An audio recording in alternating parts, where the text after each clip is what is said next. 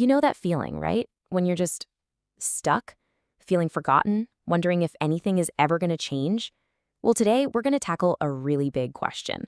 What if those moments, those tough times, aren't just things to get through, but are actually the very things that shape us?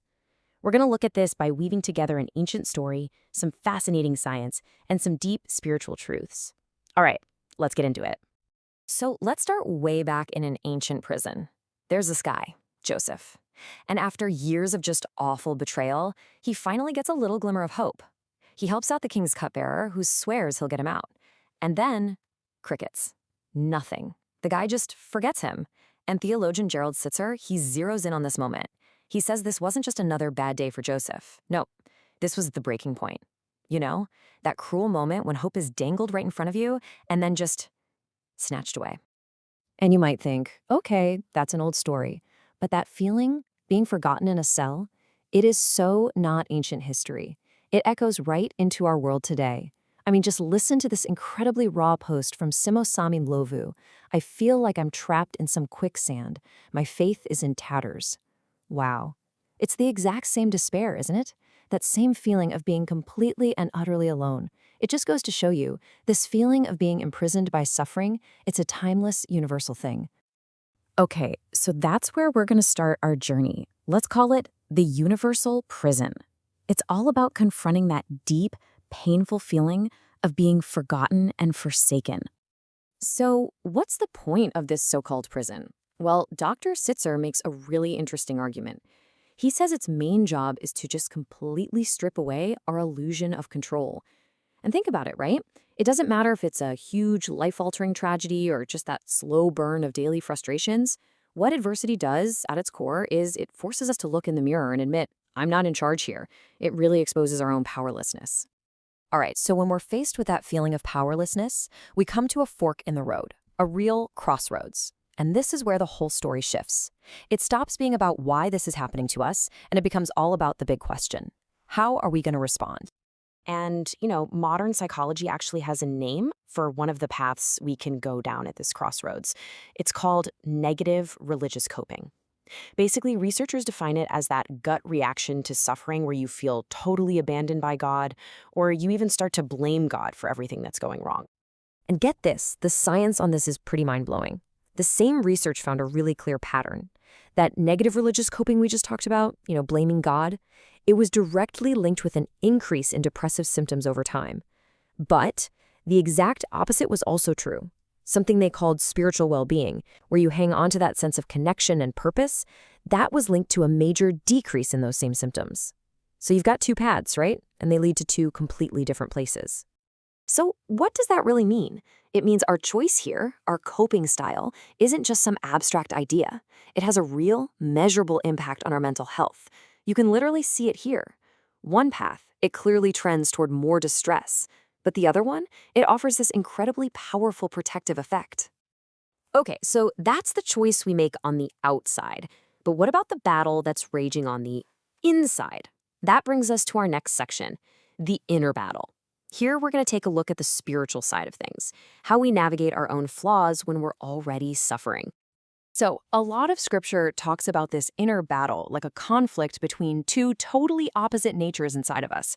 On one side, you've got what's called the flesh, and that's our natural pull towards things like judgment, pride, and self-righteousness. But fighting against that is the spirit, which is all about grace, humility, and forgiveness. And there's this classic parable that just brings this whole battle to life. So on one side, you have the Pharisee. His prayer is basically, God, I'm so glad I'm not a mess like these other people. I mean, that is the voice of the flesh, right? Pure pride. But then you have the other guy, the publican. He's so broken, he can't even look up to heaven. And all he can manage to say is, God, have mercy on me, a sinner. That's the voice of the Spirit. Just raw, humble honesty. And this is where the story has this incredible, shocking twist. Jesus says, I tell you, this man, the humble sinner, went down to his house justified rather than the other.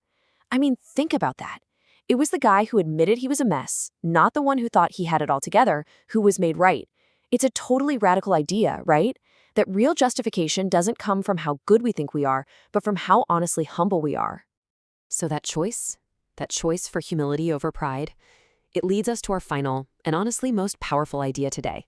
And it's this. Suffering isn't just something we have to grit our teeth and get through. It can actually be a tool for transformation.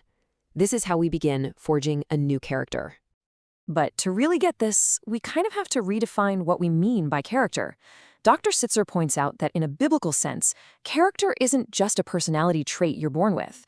No, it's more like a title you earn.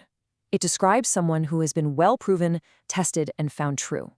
The image he uses is powerful. It's like metal in a forge, being purified by intense pressure and incredible heat. So how does this forging process actually work?